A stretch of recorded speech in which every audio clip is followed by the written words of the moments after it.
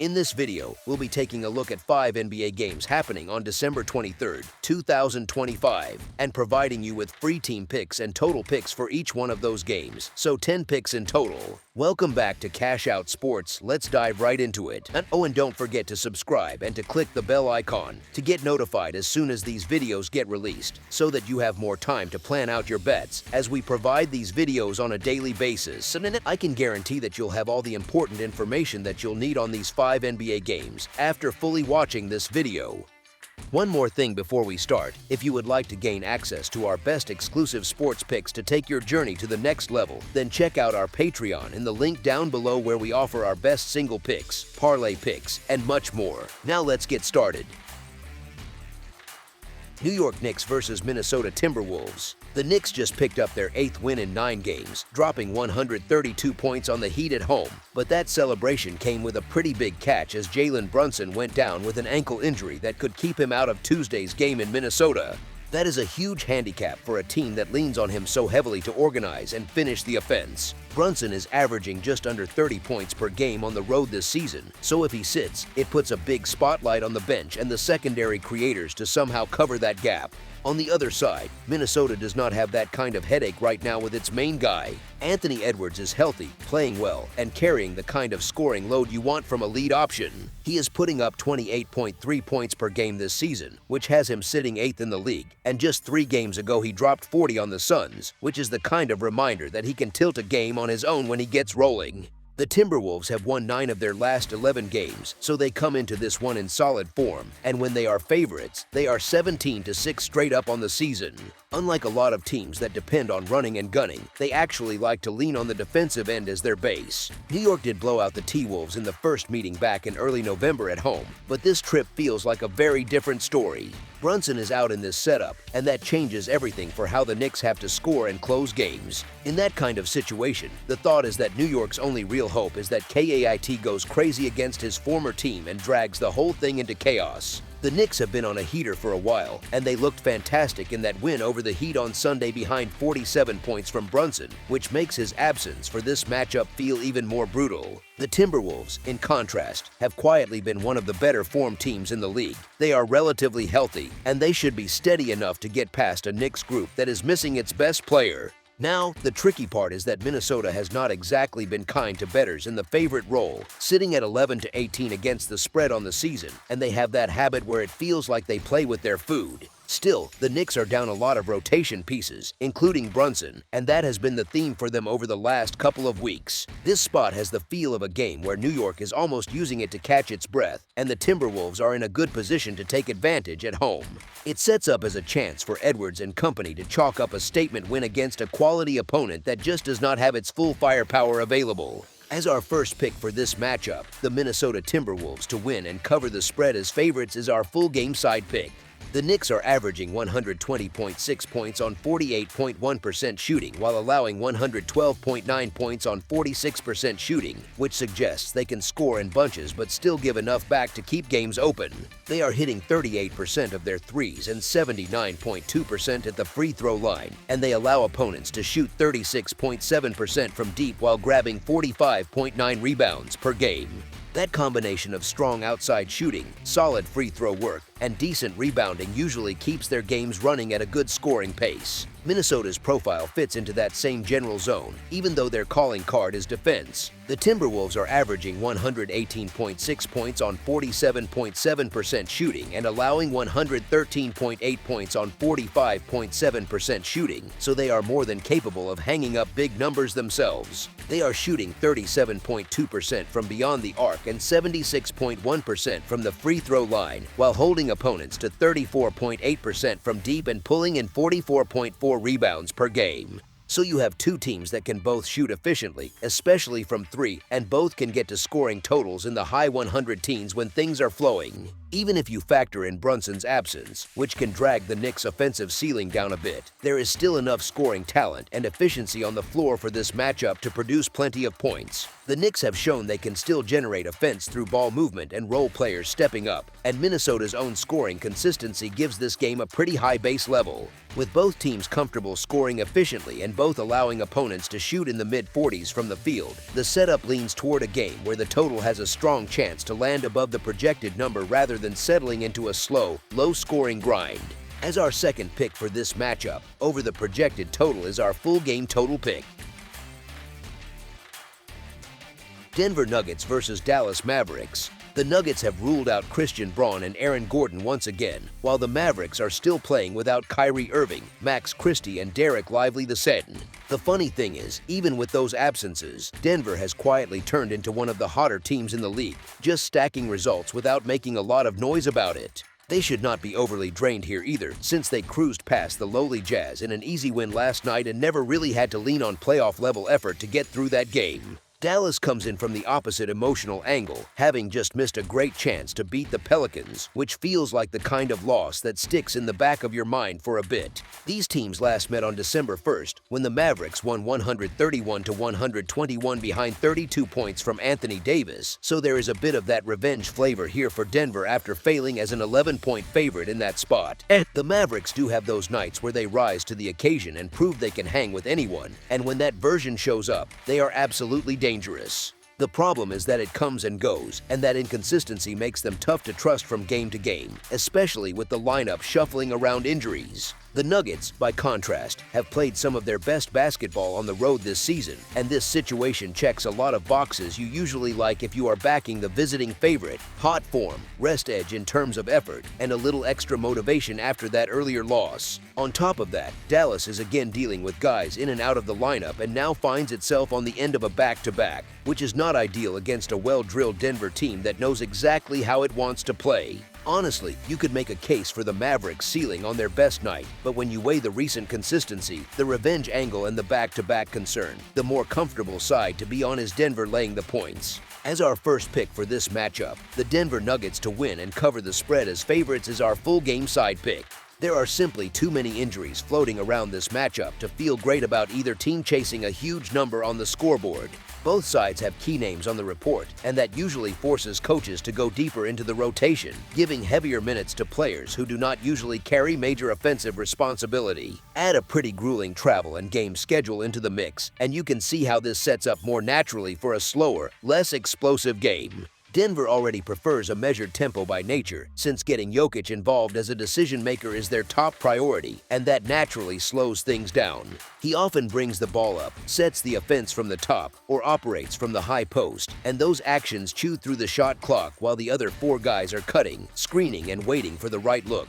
Dallas, for its part, should be more than happy to lean into a slower pace here. On a back-to-back with bodies missing, limiting the number of possessions is a simple way to keep things manageable and give themselves a chance late without turning it into a full track meet. Fewer trips up and down, more half-court sets, and a bit of tactical patience all drag the rhythm away from a wild scoring race. There is also the human side of the schedule. Both teams play on Christmas, which is a big showcase date, so it would not be surprising to see coaches protect legs a little and lean more on bench pieces than usual. That usually means more mixed lineups, more occasional scoring lulls, and less of that fully loaded, all-gas approach you get in statement games. All of that together points squarely toward a game where the scoring tempo is muted, the benches soak up real minutes, and the number lands under rather than spiraling into a shootout. As our second pick for this matchup, under the projected total is our full game total pick. Oklahoma City Thunder versus San Antonio Spurs. The Oklahoma City Thunder will be playing the second leg of a back-to-back when they visit the San Antonio Spurs on Tuesday night. The Thunder have ruled out Jalen Williams, Isaiah Hartenstein, Chet Holmgren, Alex Caruso, and Aaron Wiggins, while the Spurs are monitoring Victor Wembanyama as he deals with a left calf issue. OKC has kept stacking wins despite missing so many key pieces, which is impressive, but they are walking into this one on 0 days rest after beating the Grizzlies last night. The Spurs, by contrast, come into this meeting with momentum, a healthier overall roster, and the confidence that comes from having already beaten the Thunder less than 2 weeks ago. This is also the first leg of a home-and-home set between these two Western Conference powerhouses, with the second game coming on Christmas Day in Oklahoma City. So the Thunder are staring at 3 games in 4 days, a run that started with Monday's matchup against Utah, which is a lot of mileage in a short window even for a deep team. Tuesday's showdown doubles as a rematch of the recent NBA Cup semifinals, a 111-109 thriller that San Antonio edged, and that kind of narrow loss tends to stick in the back of a contender's mind. When you stack all of that up, it makes plenty of sense to lean toward the home side covering in this spot, with the rest advantage, home crowd, and fresh memory of that upset win in Las Vegas all tilting things toward San Antonio. Victor Wembanyama's status is obviously a massive swing factor. The 7'4" center is still working his way back from a calf injury that cost him 12 games, and since returning he has topped 22 minutes only once in 5 outings, logging 25 against New York in the NBA Cup final. He is listed as day-to-day, but you have to think he is suiting up for a huge matchup with what is being framed as the best team in the league. On the other side, Oklahoma City's lineup feels even more uncertain. They are on a back-to-back, they have a big Christmas home date waiting, and you can reasonably wonder if they are more focused on being sharp in that one than throwing the kitchen sink at the Spurs on this floor. Whatever the exact rotations look like, this many points still feels like too many to be giving the home dog in this particular scheduling and motivation spot. As our first pick for this matchup, the San Antonio Spurs to cover the spread as underdogs is our full game side pick. The under is 4-1 in the last 5 meetings between these teams, and they combined for only 220 points on December 13th. OKC is playing on Monday and Tuesday, then turning around to host San Antonio on Thursday, which is a tough stretch for a group that has lost some steam recently. They have taken a couple of hits in the loss column and are dealing with nagging injuries to significant players, including big men Chet Holmgren and Isaiah Hartenstein. That makes life even harder against a healthier, rested Spurs squad that is ranked 4th in rim defense this season, which naturally squeezes some of the easiest scoring chances. I do not expect San Antonio to run wild offensively. In their last matchup with the Thunder, the Spurs shot just 41% from the field and went 13 for 42 from three-point range. Neither side really controlled the glass or dominated the paint, which helped keep that game from turning into a free-flowing track meet. There is nothing in that profile that screams sudden offensive explosion. Oklahoma City will lean on its defense to keep San Antonio from building too much rhythm, especially with its own roster banged up and its schedule packed into this short window. That kind of approach, combined with the Spurs' streaky shooting and rim protection emphasis, points toward another competitive game where both teams grind more than they glide. In a budding Western Conference rivalry like this, with tired legs on one side and a defense-first mentality on the other, a tighter, lower-scoring outcome lines up neatly with the recent trend between these teams. As our second pick for this matchup, under the projected total is our full game total pick. Los Angeles Lakers versus Phoenix Suns. Scoring just 88 points and losing by 15 to the Clippers in their last game was not exactly the statement the Lakers wanted to make. Next up, they get the Phoenix Suns on Tuesday, and they have to try to bounce back without Luka Doncic and Rui Hachimura, while Austin Reeves has only been upgraded to questionable after his calf issue. With all that going on, J.J. Redick might have to lean heavily on 40-year-old LeBron James again to keep the team afloat, which has worked in stretches this season, but you can feel the concern picking up when the opponent is one of the more lethal shooting squads in the league. Phoenix is in a much cleaner place on the injury front, with just Grayson Allen listed as questionable. They are already used to life without Jalen Green, who has been sidelined for a while with a hamstring problem, so there is no major new disruption to their rotation. The duo of Devin Booker and Dillon Brooks is carrying most of the offensive burden as the Suns try to hang on to a play-in spot, and they have been a profitable group for bettors, going 14-6 against the spread over their last 20 games and a very steady 10-4 against the spread at home. These teams have already played twice this season, with the latest meeting going Phoenix's way, 116-114 on Sunday, even with 29 points from Doncic. So it is no surprise to see the Suns open as home favorites, especially with the Lakers missing 3 key players. Of course, there is still a path where Los Angeles pulls the upset if James has another monster performance, but the context leans the other way, with Phoenix looking for a response in the series and the Lakers trying to patch together lineups. That Clippers loss was a real real letdown, and with what is framed here as the engine of the team sitting out, it is tough to build a strong case to back the Lakers. Their 12-4 straight-up road record looks solid on paper, but they sit only 14th in offensive efficiency and 12th in defensive efficiency, which nudges them back toward the middle of the pack. They are also 10-0 straight up in clutch situations, but without Luka on the floor, it feels like much more of an uphill climb just to keep things tight enough for that late-game magic to matter. Given all that, siding with Phoenix to handle its business at home makes a lot more sense than betting on a short-handed Lakers team to suddenly fix everything. As our first pick for this matchup, the Phoenix Suns to win and cover the spread as favorites is our full-game side pick. The Lakers are averaging 118.2 points per game on 50.4% shooting from the field while allowing 116.7 points on 48.1% shooting. They are hitting 35.4% of their threes and 79.4% at the free throw line, and they are giving up 38.1% shooting from deep while pulling in 41.6 rebounds per game. That combination usually produces fast-moving, high-scoring environments, especially when the opponent can shoot from outside.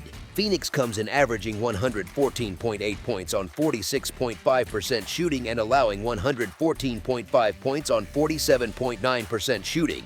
The Suns are knocking down 36.8% from beyond the arc and 79.3% at the stripe, while allowing 36% shooting from three and grabbing 42.1 rebounds per night. So both teams have decent efficiency, both allow opponents to score at a reasonably high clip, and both can hurt you from outside and at the line. Now add the injury situation on top of that. The Lakers are missing offensive firepower, and that often tilts games towards slower possessions and more grinding half-court sets, especially if the coaching staff tries to lean on defense and clock control to stay competitive. Phoenix, for its part, does not need to push the pace into chaos against a short-handed opponent, particularly if it can control the glass and force the Lakers into tougher looks. With both teams capable of defending stretches well enough, and with key scorers missing or limited, the scoring environment can quietly settle below what the raw season averages suggest. All of that lines up with a game where points do not come quite as freely as the surface-level numbers might hint, especially if rotations get a bit clunky and both sides lean more on execution than tempo.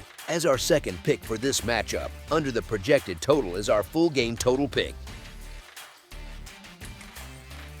Memphis Grizzlies versus Utah Jazz. Both the Grizzlies and the Jazz limp into this one with more names on the injury report than anyone would like, but Memphis is clearly the side coming in with a little more swagger right now. They are still without Ja Morant, Javon Small, John Conchar, Brandon Clark, and Zach Edey, yet they have managed to keep their season from completely unraveling, which says a lot about their mentality and structure. Utah, for its part, is missing George Niang and Walker Kessler, and while that is not quite the same volume of injuries, the Jazz have not exactly been using their defense to bail them out lately.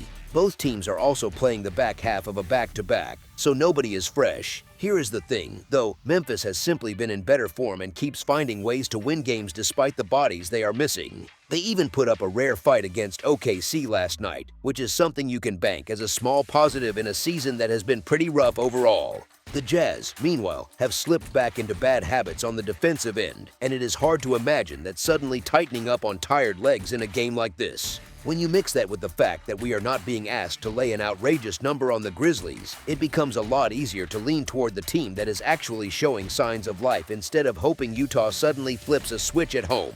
As our first pick for this matchup, the Memphis Grizzlies to win and cover the spread as favorites is our full-game side pick. The Memphis Grizzlies are averaging 114.1 points on 45.2% shooting and allowing 115.9 points on 47% shooting. From deep, they are hitting 34.4% and knocking down 80.3% of their free throws, while allowing 36.8% shooting from three and grabbing a very healthy 47.9 rebounds per game. The Utah Jazz come in averaging 119 points on 45.8% shooting and allowing 126.1 points on 48.8% shooting. They are also at 34.4% from beyond the arc and 81% at the free throw line, while giving up 37.8% shooting from deep and pulling in 45.7 rebounds per game. So on paper, both teams score plenty and give up plenty, which usually screams high total and chaos on the scoreboard. But there are a couple of things tugging the other way. Both sides are on a back-to-back, and we are talking about rosters that are already dealing with nagging injuries to key players, which can drag down offensive efficiency even if the raw pace stays okay. Legs get heavy, jump shots come up a little short, and coaches are more willing to turn to the bench and mix in longer, slower possessions just to manage minutes. Memphis, with that big rebounding number, also has the tools to limit second chance points, which can quietly shave a few extra buckets off the total if they are locked in on the glass. Utah's shaky defense still matters, but if both offenses spend stretches feeling the schedule and the fatigue, this game can settle into more of a grind than the season averages suggest at first glance. In other words, the matchup sets up for a competitive game where both teams work hard but do not necessarily explode offensively, which lines up with a lower final score rather than a full track meet. As our second pick for this matchup, under the projected total is our full game total pick. That's all for now, so if you have any other games you would like reviewed, then leave a comment down below with the game you would like analyzed, subscribe to our channel, leave a like on this video, and we'll get to it as soon as we possibly can. We would also love to hear your opinion on the picks presented to you in this video, whether you agree or disagree with them, so leave a comment down below and do let us know.